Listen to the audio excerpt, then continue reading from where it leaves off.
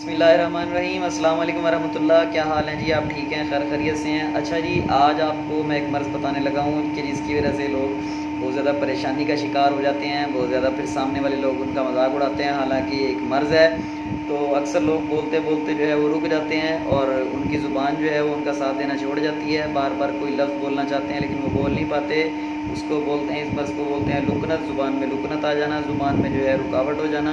तो मैं आज आपको इसका इंतहाई आसान इलाज बताने लगा हूँ। आपके किचन से इलाज होगा इंशाल्लाह, और बिल्कुल बेज़रर और मुजर्रबुल नुस्खा है जो कि हज़ारों मरीज़ों पे अल्हम्दुलिल्लाह हम इस्तेमाल करा चुके हैं अपने मतलब पे।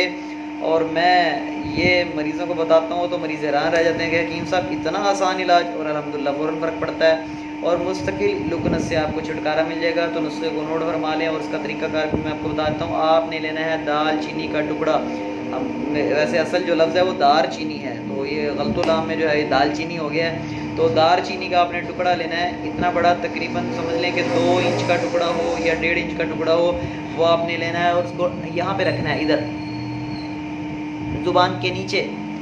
तो ज़ुबान के नीचे आपने उसको टुकड़े को रख लेना है और उसको चूसते रहना है कम से कम दिन में 2 मरतबा, और अगर ज़्यादा करना चाहें तो 3 मरतबा आप कर सकते हैं। उसको चूसते रहें, कम से कम आधा घंटा उसको चूसते रहें और इंशाल्लाह पहले दिन से ही आपकी लुकनत में फ़र्क आना शुरू हो जाएगा। अगर कोई इस मर्ज़ में गिरफ़्तार है तो उसको ये नुस्खा ज़रूर बताइएगा, ताकि ये सदका जारिया के तौर पर आपको भी इसका सवाब मिलता रहेगा।